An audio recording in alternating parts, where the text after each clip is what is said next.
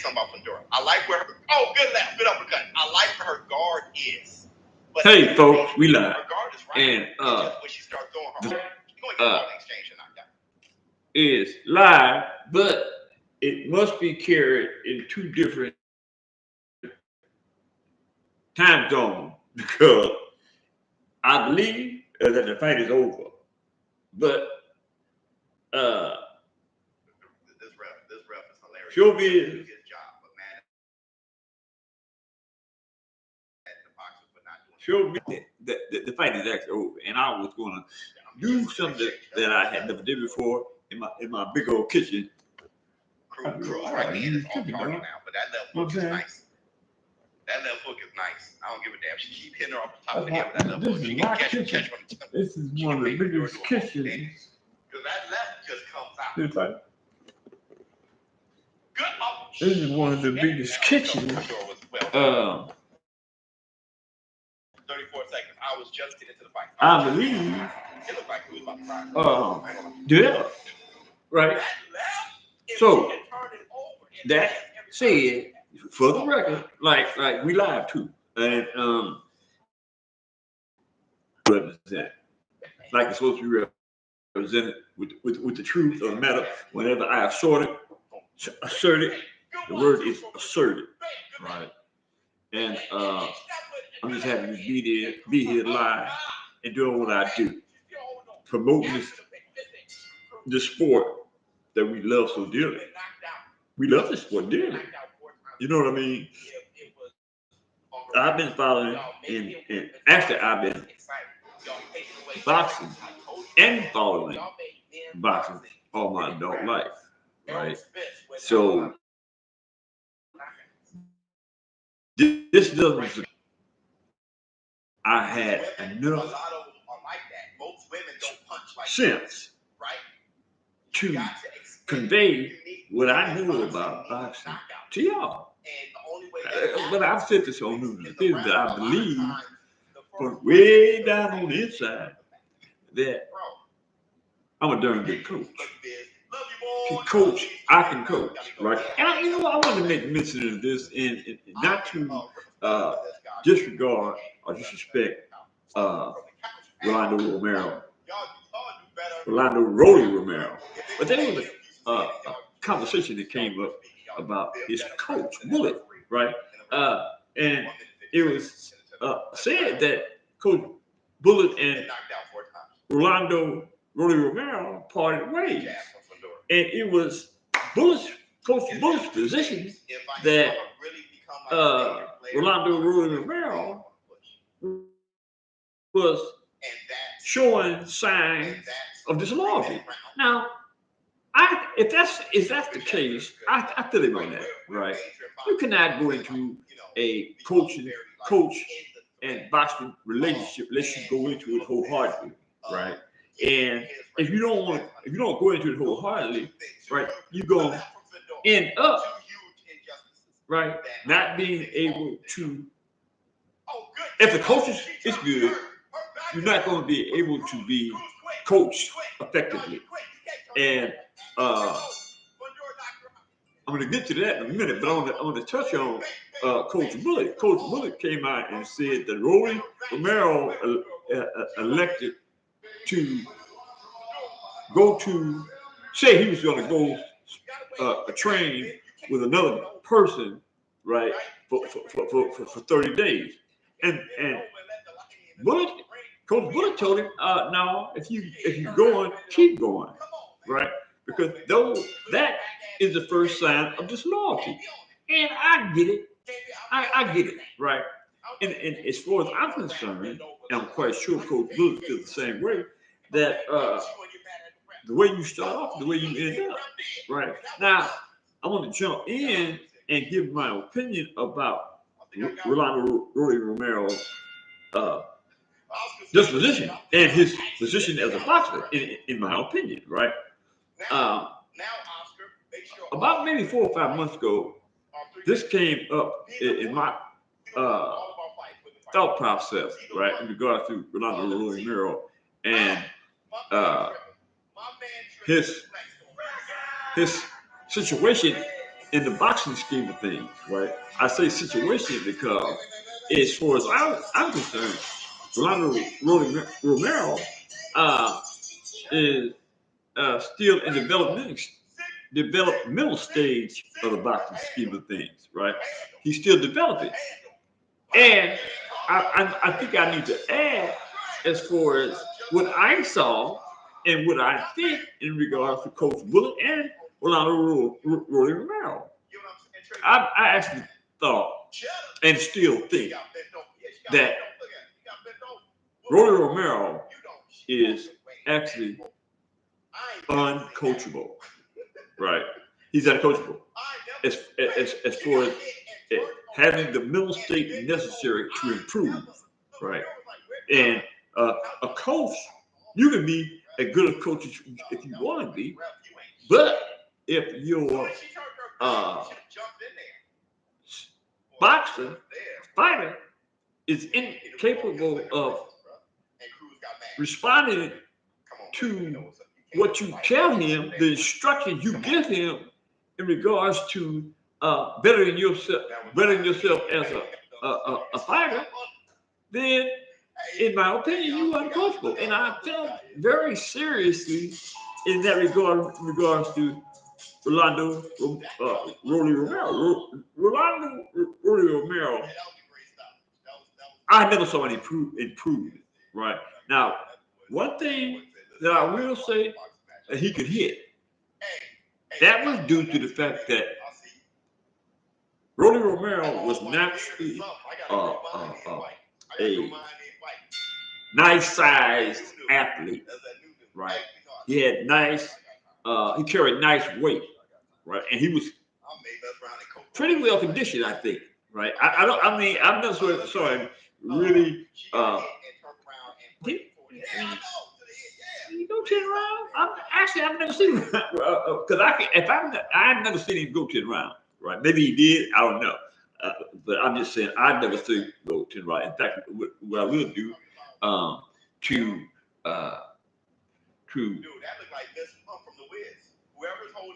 find out whether he went 10 rounds, and I'm gonna go back to the tape and do his highlights. I want to know for the sake of curiosity, because it's an interesting subject in regards to coaching, right? But like I said, he was well proportioned in reference to his health. He looked to me as though he might have trained hard, but training hard doesn't mean that you're responding to what your trainer or your coach is telling you. And as far as Rolando Rolly Romero is concerned, the fact that he never showed me that he was being taught or he was teachable, he never improved. I mean, if you look at it the way he might throw a right or left it don't matter. It was really awkward, right? It was like he was just throwing his arm. You know what I mean? He didn't jab or either hook and bring it out and back, pop, like, you know what I mean? Inject it back, pop, pop, right? He didn't have that. It was like throwing a rock. You know what I mean? Throwing a rock, right? I mean, he wasn't smooth at all, but he did hit hard, and that was because he had a natural inclination as far as his strength is concerned to hit hard. And he hits you, you going out. But as far as his tactical apparatus, he didn't have one. No, he didn't have one. And that's sad to say, especially if you at this stage of your career, you got a championship under your belt, and you're incapable of actually defending that belt. Look, it won't be long before Rolando Rolly Romero will be relieved of that belt. Hey, I'm not saying this because I want that to happen. I wish him all luck in the world. But the fact of the matter is, somebody gonna whoop him because he's just not a good boxer, fighter. he fights. He doesn't box. He's a fighter. in the sixth, he throws punches like he's throwing rocks instead of being smooth, jacking it on the back, and out, in and out. He don't do that. Rolando throw it like he's throwing rocks, and that ain't gonna get it. It ain't. So that's it's something that let me be the first one to say that Rolando Romero, Rolly Romero. And I wouldn't be surprised if Isaac Pitbull Cruz don't believe him on that belt. I believe that Isaac Pitbull Cruz is going to whoop Rolando Rolly Romero. Hopefully, this new coach that he is going to work out with, he'll listen to him, because I just don't think he was listening to Coach Bullitt.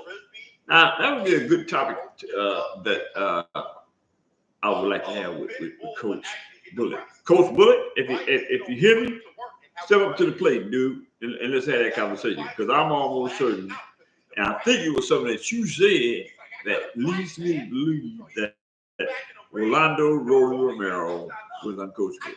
Yeah, I know you are taking the accolades for that belt that he has. But if memory serves me accurately, that belt was handed down to him as a result of a decision made by the one. Which body is that? Which one is that? That's not this. Devin has the WBC.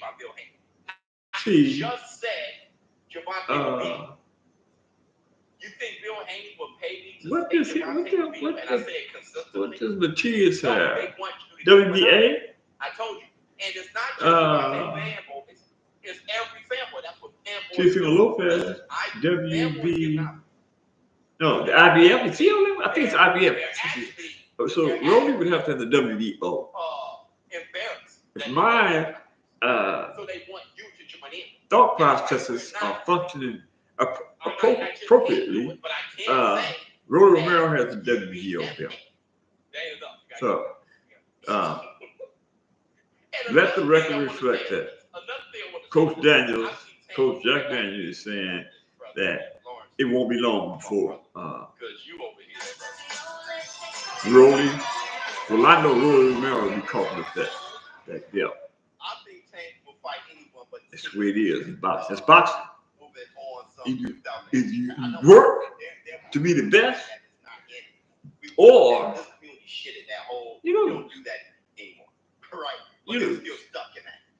So, I mean, I'm not, like I said, I'm not talking down, reaching down on Rolando Rolly Romero, but I'm just saying as a trainer that he appeared to be uncoachable. And at one point, I would have liked to have a shot at him. There's a couple of boxers that I would like to have a shot at. One would be Errol Spence Jr. Errol Spence Jr. has the heart and the stamina, even with that one loss, to participate with the greats. Right. He has, in my opinion, right. I think that there are some issues in his. I won't say in his total game, but there are, in my opinion, as far as the tactician is concerned, there are some holes in his arsenal, right? And the prior coaches that have coached him out of this field didn't lean toward the things that I see that he should have worked on. His coaches that he has or have, they obviously don't see things the way I see them. I thought, and I think that, not taking away anything from Torrance Bud Crawford, but given the correct circumstances, Errol Spence Jr. stand a damn good chance, given the correct chemistry and the ability to correct his tactical skills. He has, he said, a darn good chance of Whooping Crawford. And that's a high, I mean, that's not like it's an easy task. But I think that given the right tools, put it in Errol Spence Jr.'s toolbox, he would be able to. Not like that, because we're not controlled. I don't want to chat about the thing he could beat Torrance Crawford. Yeah. Don't have a trick mentality. And I don't. In my view, right? Do a lot of stuff. Like the pads are good, but just working with the pads doesn't really connect with all the moving parts associated with being great. Right. I mean, you know what I mean? Pads are cool. I mean, you need them. But I'm saying is, the totality of your work ethics has to be in a circumference that matches up with everything that you do as far as preparing yourself for your opponent. The pads, the rope, push-ups, pull-ups, shadow boxing, heavy bag, the speed bag.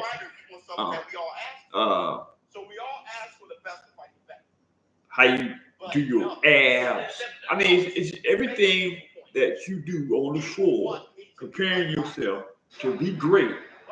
You have to work with each one of the components that I just mentioned in order to come to greatness. That make any sense to you? I mean, hey. It takes a lot. It takes a lot. That's what I'm saying. It wouldn't be an easy task for Errol Spence Jr. But if you are working with a coach that believes in touching every base in your defense and your offense in order to get you to a point where you are that's what it's that's the word I'm looking at. Right. You train yourself to be unbeatable. You know what I mean? In the sense that you watch your opponent, you watch your opponent, and then you train in everything that in your training regimen to beat your opponent.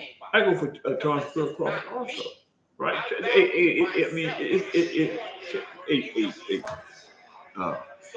Torrance Bud Crawford is phenomenal. He's a phenomenal, excellent boxer.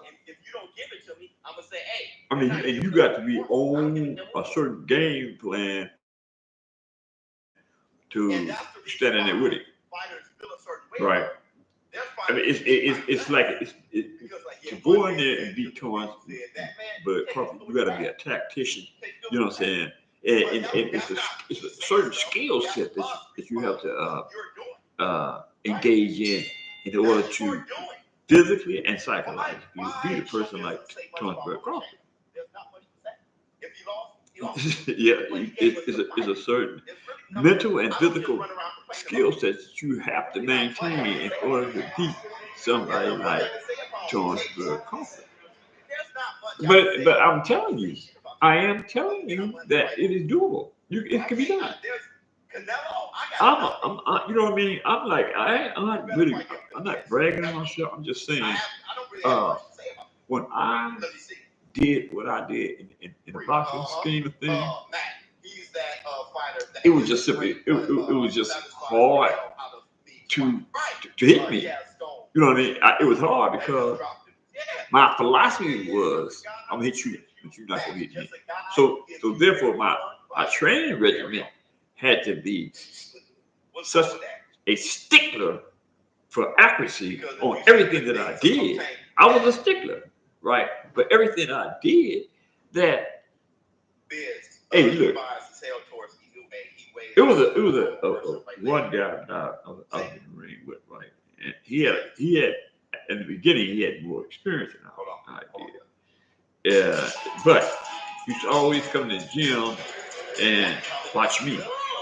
So one day he came to the gym and he put the girl. They didn't respond. Let me work a little bit with you, right? I didn't, you know, I was the type that put them on. My thing was, let me see what you can do, right? So we get in the ring, and in the second round, we were doing 4 rounds. You know, for me, everything was 4 and up, right? In training, right? So we were doing 4 rounds. So in the first round, I kind of like filled him out, right? But in the second round, I hit him with a double jab and a smooth right hand. And he buckled and started going out. And I came back with a smooth left, right? And actually, I said he was going down. But I came back with a smooth left hand. And when I hit him with the left, I checked it, right? So his head checked, right? So what I did was, and I know what I was doing. What I did was, when he was the left, I woke him up. I had knocked him out. He was out of his feet. I hit him with, not hard, but I hit him with a left, and he woke up. He wasn't knocked all the way out, but he was severely,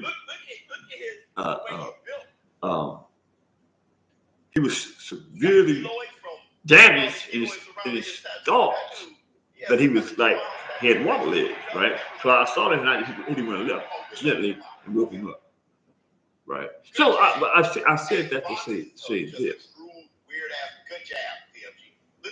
I was able to do that because of my training regimen. I was able to do exactly what I wanted to do because I had worked so hard and being in psychologically putting my mental state in a position where I can hit this dude and wake him up, hit him, Daisy, and wake him up. Hey, when it comes to a boxer that strives to be great, that eats and drinks greatness, it's hard to beat that dude, man. It's hard to beat him.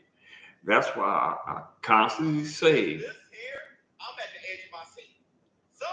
that it's going to be hard to beat Devin the Dream Haney, because he struggles and strives to be better. I mean, you know, I can understand. It's the nature of especially the black man to hate on one another, right?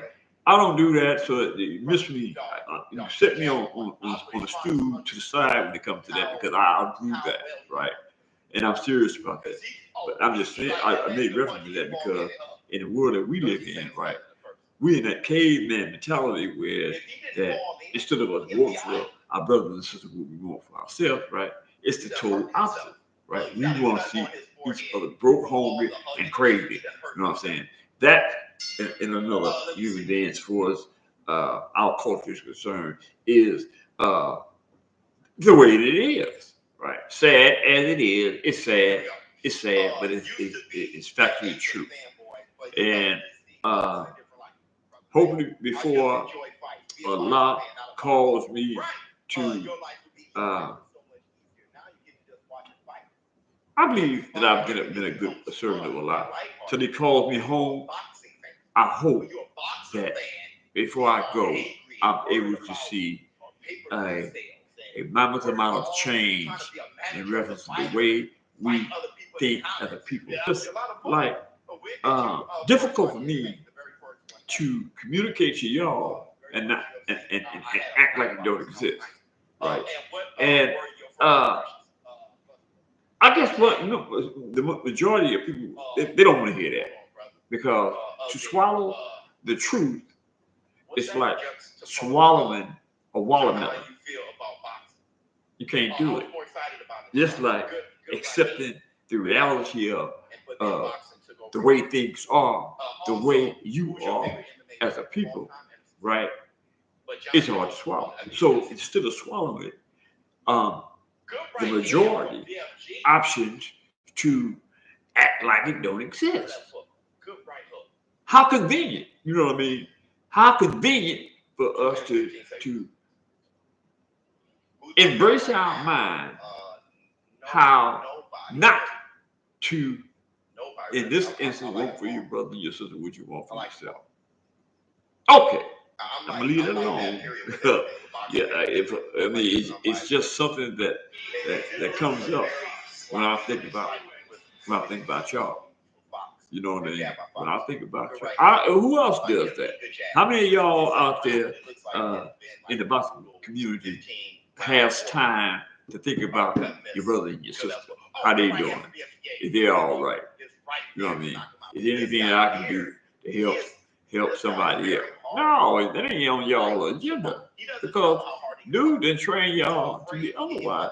That's why it's so easy for people like what's that brother's name? That old guy, Wally Moses. That's why it's so easy after all these years for Wally Moses, to come up and say something derogatory about Devin the Dream Haney and his eyes. Oh, Devin the Dream Haney desire is to be great. Is to be great. Now, what's wrong with that? Why does Devin the Dream Haney care? Aspiration is definitely not a good word. Well, it could, because people are inspired to be negative toward that young man and his father. Why is that? That's one of the questions, but not really, because you know what I'm saying. First of all, we shouldn't be that silly. We shouldn't be that disconnected from where we came from as a people. All of us came from the same spot. All of us are connected, excuse me, by one way or another to each other. Yeah. Dude, man, have trained us to feel the way we do about one another. Now, if you could take a moment to ascertain or embrace the notion of what I said, you be far better than you were yesterday. Hello.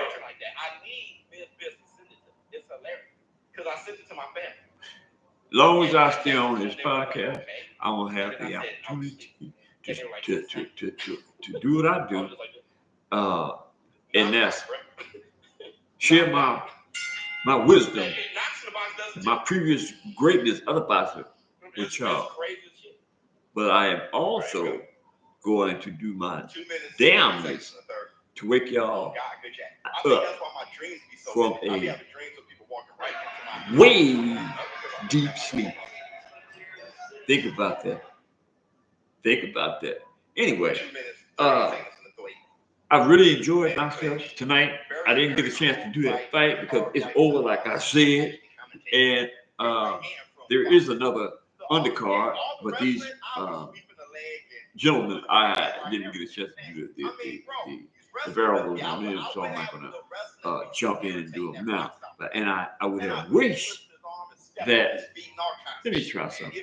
I would have wished that, just a minute, I'm trying something. Derby. Penis knee, bro. Look. Now DMG is pushing his head down. There you go. Oh, good right hand.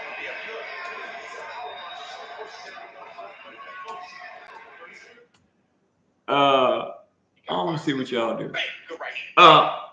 Yeah, I'm live. I wish I could get y'all somebody to come on in and jump in and let's have a conversation. Because that's what it's really all about. It's about us having conversations and us talking to each other. And it's about us loving each other. And it's about us respecting one another. It's about us breaking barriers together, right? And feeling comfortable in all these things that we do or should do with one another. And love boxing at the same time. Hello! That's what I'm talking about. That's what I'm talking about. I got a lot of work to do. I got lots of work to do. And see, I'm working like by myself, really. I'm speaking in terms of my setup. See, I really don't have much knowledge of this computer-like thing. You know what I mean? What's this thing? Hold up. I've seen AJ get rocked against Usyk where he wasn't actually hurt, he just kind of stumbled. Like, okay. I think I'm hurt. Okay.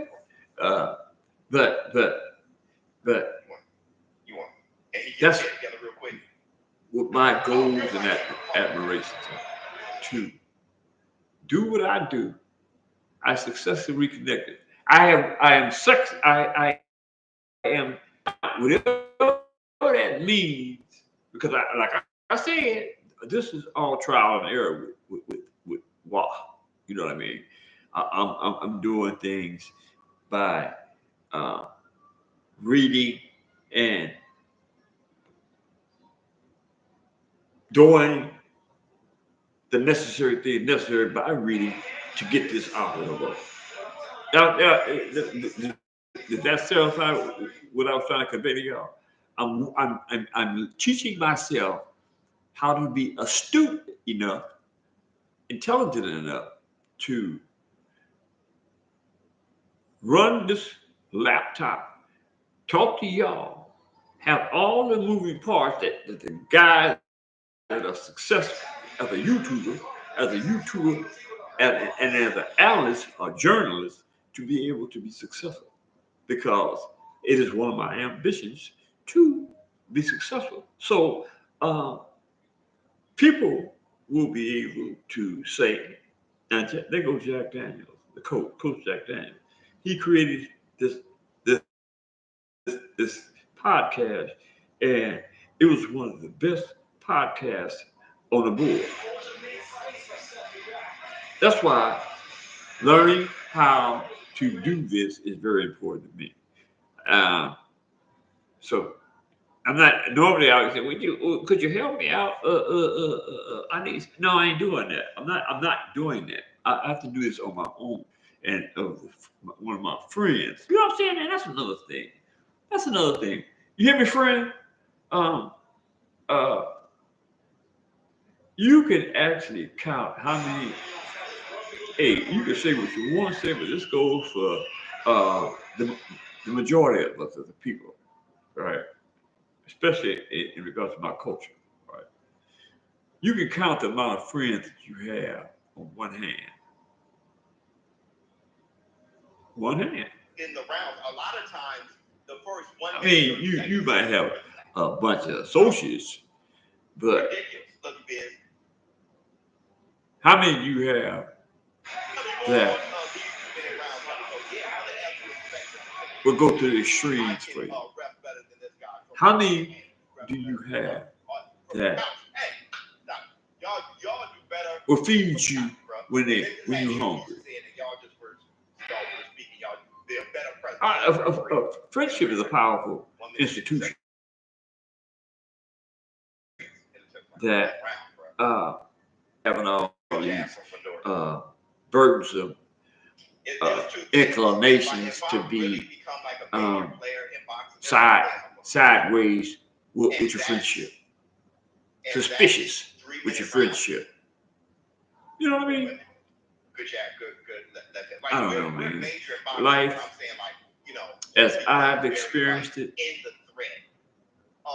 and I've experienced it because I've been on this planet for a long time, and I'm still here. You know what I mean? I'm still here, and I still got something to offer. It's a wonderful thing to be blessed with the wisdom. But let me stop right there. This wisdom wasn't ascertained in a classroom. I created my own autodidactic intellect the same way Malcolm X did. Same way. And I must say I'm pretty astute. Sometimes I'll muddle a word or two, but that's because I haven't been engaged in what I had been doing for years and years and years. That's preparation. What I mean by preparation, I mean studying something every day. I have been in the position on a few occasions where I studied something every day. I want to say that at one point I had a third grade